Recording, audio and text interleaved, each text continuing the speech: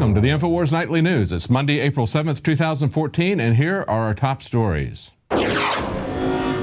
Tonight, federal snipers train their sights on a nature-watching family. Then, a former gun shop owner warns of more ATF tyranny. That's next on the INFOWARS Nightly News. Like if having an open border is like being a whore. America is the biggest whore on the planet, having sex with 200 guys a day lined up around the block. Well, in two stories that are developing today, we see how freedom is dying and how Agenda 21 is going to be rolled out. This is a situation that is developing in Nevada. As Paul Joseph Watson pointed out very early in the day, armed feds prepare for showdown with a Nevada cattle rancher. This is a possible Ruby Ridge-style standoff brewing in Nevada, where dozens of armed federal agents are closing in on a cattle rancher over claims that he allowed his cows to graze illegally on government land and endangered a protected species of tortoise. Vowing to take a stand for your freedom and your liberty, Bundy says that he is prepared to be killed as authorities surround a 600,000-acre section of public land. As a result, they say that he is violating a 1993 Bureau of Land Management ruling which changed grazing rights in order to protect the endangered desert tortoise. Now, we're seeing this everywhere. We're seeing the government bureaucracies writing their own laws, using their own SWAT teams and militarized police forces, taking you into their own courts, where you do not get a jury of your peers, where you have no presumption of innocence. And we're going to take a look at that in more depth later on, but let's go back to this story. Bundy's refusal to recognize federal authority over the land under dispute and his failure to pay tens of thousands of dollars in grazing fees stems from his assertion that his family history trumps the bureaucracy. He said, "My forefathers have been up and down the Virgin Valley ever since 1877. My rights are before the BLM even existed." Well, you know what? All of our rights predate not only the Bureau of Land Management, but the federal government itself. The federal government was created to protect our rights, not to take away our property rights, our privacy rights, and to come against us, treating us lower than a desert tortoise, lower than a Houston toad. That's the protected species in this area. Now, going on with the story, they say armed agents are forming a military-like staging area to prevent anyone from approaching the area. Now, in an update that happened later today, Paul Joseph Watson followed up on this and said federal snipers train their guns on a family for merely filming the cattle.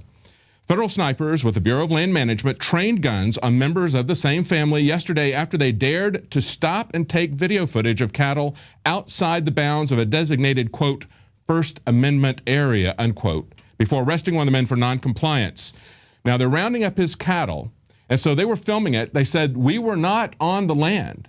We were on the road." None of the family members were armed, but as soon as Dave Bundy began filming the cattle in the distance, 11 BLM vehicles, each with 2 agents, arrived and surrounded him, 22 guys.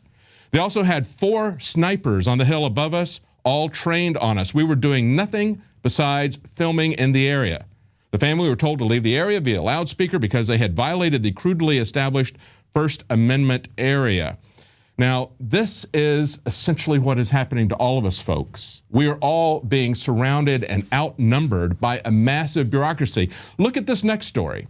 This is not a rancher. This is just a woman going to a store that the DEA decided that because she's going to this hydroponic store, maybe she's using it to grow marijuana indoors. A woman who was SWAT teamed at gunpoint after shopping at a garden store. This is in Illinois. This was the DEA. Now you've got one lady. How many government Stasi agents came to her house? Actually, 9. 4 DEA agents and 5 local cops.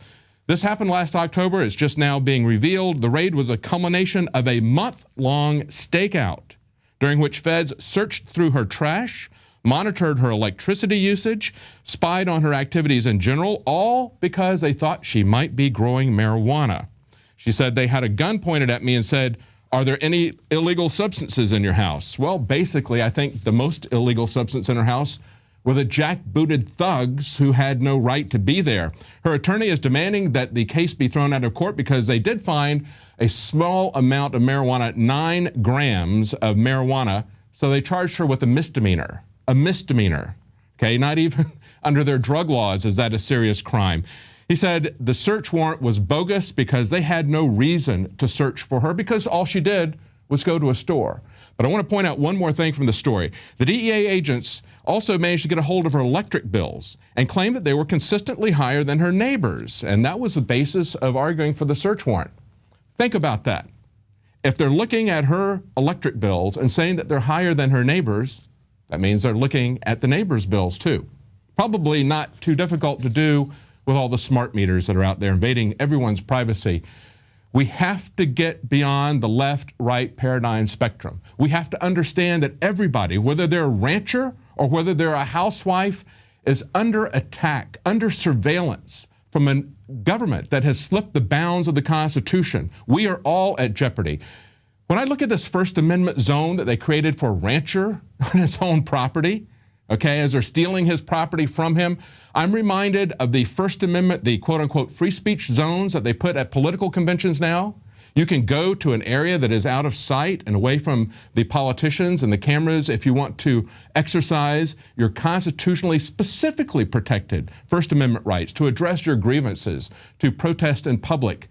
If we allow them to do that to Occupy, if we allow them to do that to the Tea Party, they're going to do it to the rancher. They're going to do it to the woman who is buying hydroponic supplies. This is where we need to come together. Whether we're on the left or the right, it's a phony spectrum. And we're going to have more about how they create that phony spectrum using people like Al Sharpton. An amazing revelation about that later on in the show. Now, look at how we're under attack. I mentioned before that they create their own laws. They have their own courts, they have their own militarized police, and you have no rights, you have no presumption of innocence, you have no jury. Look at this. Under attack, depth of federal arms race should surprise and shock the citizenry. This is from watchdog.org. As they point out a particular case, they said 4 federal agents carrying sidearms with drug-sniffing dogs descended on the Taos Ski Valley in what was called a, quote, saturation patrol. Guess what? They were from the U.S. Forest Service. And then they go down and they list just some of the agencies that now have their own militarized police force. Some of these agencies were the ones that were getting massive amounts of ammunition, as we pointed out, looking at these federal contracts. You got the U.S. Department of Education, the Bureau of Land Management, the Department of the Interior, the U.S. Postal Service. I hope they don't go postal on us. The National Park Service, the Environmental Protection Agency, U.S. Fish and Wildlife Service, and the National Oceanic and Atmospheric Administration. They all have SWAT teams. Now, there was a case a couple of years ago where the Washington Post looked at a request for purchase from the Department of Education where they wanted all the SWAT team equipment, body armor, shotguns, and they said, what is the Department of Education asking for that for? Well, it turned out the reason they were asking for that was because within less than a year, they went to an individual's house, drug him and his children out in the middle of the night, sprawled down on the ground, shotguns to their heads. Why? Because they were looking at for his estranged wife who owed a student loan from college. This is what these people are doing. This is why they're buying billions of rounds of hollow point ammunition. They're not using it for target practice. It's many times more expensive than target ammunition. It is banned by Geneva Convention to use against foreign soldiers. It can only be used against you and I. We have no more rights in this country. How much worse can it get? Look at this story. The Navy is creating drones with minds of their own. This is a story that was broken this Saturday from the Wall Street Journal, and they were rolling this out on Saturday. This is a Navy officials unveiling new technology. This is this last Saturday, that with the push of a button allows helicopters, manned or unmanned, to choose their own routes, take off, and land. This is a 5-year, $100 million program, and they say that over the next decade, the military is aiming to create autonomous drones that can help soldiers carry out night raids, search oceans for trouble, and select targets for attack. They're not going to be helping soldiers do that. They're going to be carrying out the raids. They're going to be searching. They're going to be targeting individuals, perhaps you.